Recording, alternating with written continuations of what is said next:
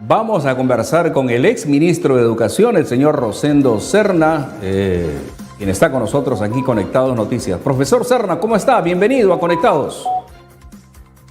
Muchas gracias. Buenas tardes a todos ustedes, a quienes dirigen el programa, al equipo técnico también y a toda la comunidad que está conectado con tu programa. Gracias, profesor, por esa deferencia que tiene para con el equipo de prensa de Conectados Noticias. Y justamente queremos sus reacciones respecto a estas declaraciones del ministro Morgan, que era un ministro de Educación. A usted nunca le hemos escuchado hablar de esa manera. Siempre ha sido respetuoso, o sea, con la prensa, con la gente, con todos.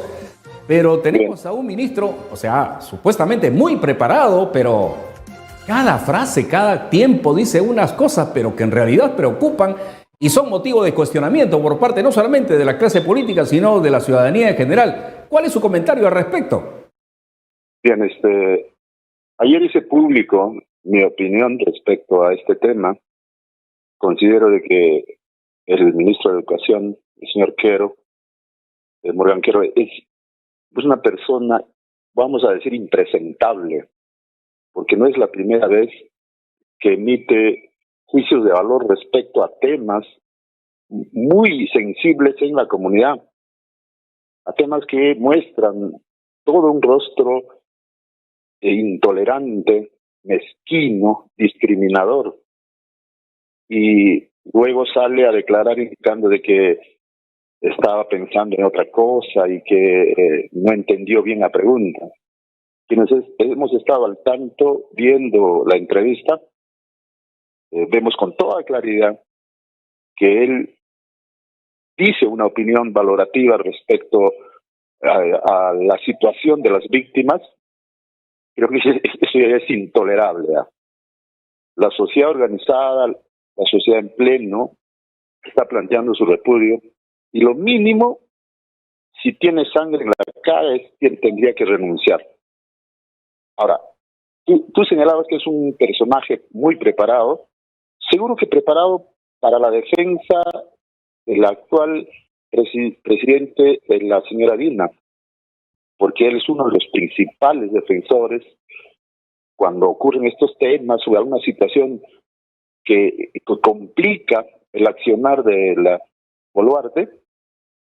Él sale y ahí es lo que comete este tipo de incoherencias. Y creo que lo que debiera él es servir como vocero, servir como consejero personal a la señora Dina Boluarte y dejar una cartera que requiera a las personas pensantes, racionales, porque de educación va a cumplir 2 años la gestión, ha cumplido 2 años la gestión de Dina Boluarte, y se ha vuelto a la rutina y no se hace absolutamente nada en el sector de educación. Por ejemplo, el tema de las escuelas bicentenario que él inaugura con Dina Boluarte, esa gestión que viene desde el 2022, le correspondió o le corresponde a ella inaugurar algo que empezó anteriormente. Y eso es lo único que puede mostrar. Y ahora este tema que ha salido, que se ha hecho público respecto a sus opiniones, creo que no merece ya seguir manteniéndolo en el cargo, porque la educación en el país no merece este tipo de personajes. Lamentablemente, profesor Serna, el ministro Quero se está salvando de varias porque parece que se siente muy apoyado por los congresistas de la República, muy apoyado y respaldado por la presidenta Boluarte. Ahora, aquí se nota que parece que en el Consejo de Ministros no andan las cosas bien, o sea, están muy nerviosos todos, ¿no? Hay un ambiente muy tenso, se puede notar en las declaraciones, no solamente del ministro Quero, sino en las declaraciones de varios de los ministros. Usted fue parte del Consejo de Ministros, en donde estaba también la actual presidenta de la República. ¿Cómo se manejan estas cosas al interior del Consejo de Ministros, profesor? Mire, generalmente en las reuniones, en los consejos de ministros que teníamos, eran pocas las veces que intervenía para dar un punto de vista técnico, político, respecto al desarrollo nacional y a la situación misma de su propio sector. Pero me acuerdo, y eso lo pongo en conocimiento, cuando hubo el conflicto en Bambas y el premier de entonces, el señor Aníbal Torres, planteó de que se intervenga el ejército y la policía y controle toda la vía para efectos de que la empresa siga trabajando con normalidad. Ella fue que se opuso y dijo que no iba a permitir que ningún paisano de ella caiga por una situación fortuita de control de la policía o de las Fuerzas Armadas y que estaba en contra. Llegó diciembre del 2022, inicio del 2023, y como dice su abogado, el constitucionalista Blume, se impuso la fuerza y no se midió las consecuencias, y de ahí que hay más de 50 muertos en esta etapa asiaga de la vida republicana en el país. Y entonces eso muestra cómo es que hay dos caras de una interpretación y de un análisis de lo que ocurre en el país y de cómo en cada momento diferente tenemos que tener dos posiciones totalmente diferentes.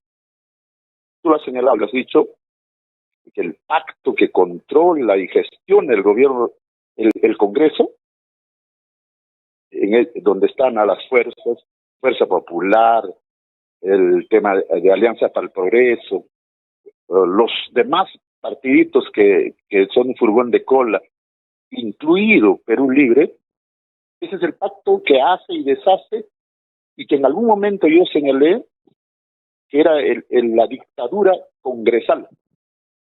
Y ustedes seguro están analizando las últimas normas que están saliendo, que acomodan, que preparan el terreno para que este pacto siga controlando el país.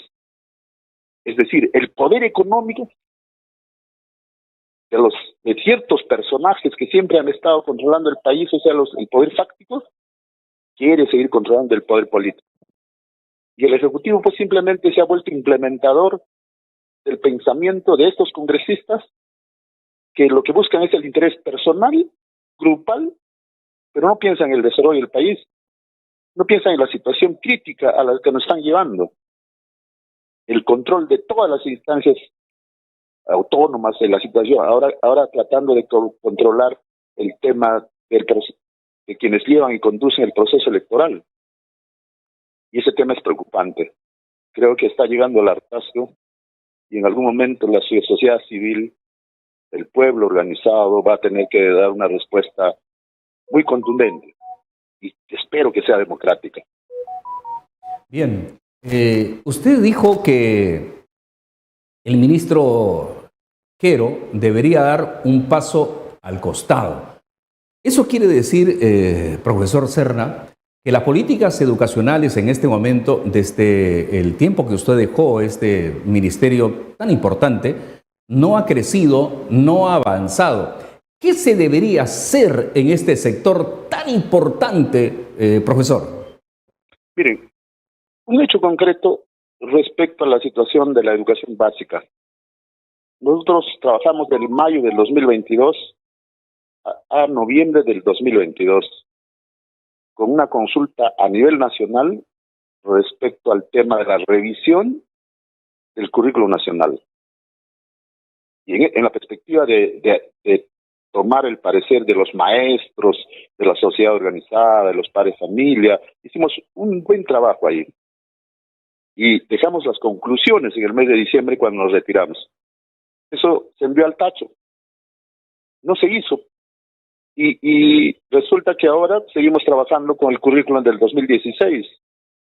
Y la gente habla, dice, educación cívica, filosofía, educación financiera, etcétera, etcétera, una serie de opiniones que debieron haberse revisado y debieron haber dado paso a una nueva estructura curricular. Pero eso no se ha hecho. También se dejó el tema en preparativos del censo de infraestructura, para ver efectivamente cuál es la brecha respecto a infraestructura. Eso tampoco se ha continuado. Y se ha planteado la reforma de la estructura orgánica del Ministerio de Educación. Nosotros hemos trabajado el reglamento de organización y funciones del Ministerio. eso tampoco se ha dejado de lado. Y sobre todo los proyectos, los materiales educativos. Y este Congreso tiene la culpa al emitir una ley para que los materiales educativos, la impresión de los materiales educativos, tenga que tener el aval de las asociaciones padre de familia, de las organizaciones no gubernamentales, de las instituciones que se opinen sobre educación, etcétera, etcétera. No se sabe quién es el interlocutor válido. Y por lo tanto, mientras tanto se ponía en el sentido de que hay que sancionar a aquel funcionario que autorice la impresión. Ya va a cumplir 3 años que no se ha impreso ningún material, que se está repartiendo el material existente y de las otras áreas no observadas. Entonces, ese tema también es preocupante. Nosotros planteamos el tema de la digitalización de los contenidos a efectos de que con una laptop el estudiante pueda tener todo el material. Eso tampoco no se ha continuado. Peor todavía en el tema de la revalorización docente, nosotros logramos incorporar el incremento de 500 nuevos soles porque en el presupuesto 2023. Eso se ha pagado. El 2023 no se ha incorporado absolutamente nada para el 2024. Y ahora se dijo que se iba a incrementar 400 y el presupuesto está consignando 200 soles de incremento para los maestros. Entonces, mire, hay una total diferencia de atención a este sector. Y no sé en cuál va a ser el tema de la reforma curricular, porque no sabemos. Yo estoy en aula ahora, he vuelto a mi colegio y la situación va en picada, porque la capacitación, el asesoramiento a los maestros sigue siendo rutinario.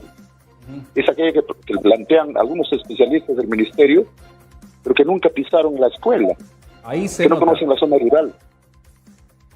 Ahí se siente justamente, en el aula, ahí se siente si es que el ministerio está trabajando por el bien de la educación. Profesor Serna, le mandamos un gran abrazo. Gracias por haber atendido nuestra comunicación. Muy amable. Cuando guste y siempre a su disposición. Muchas gracias. Así es, a usted. Profesor Rosendo Serna, exministro de Educación, estuvo con nosotros.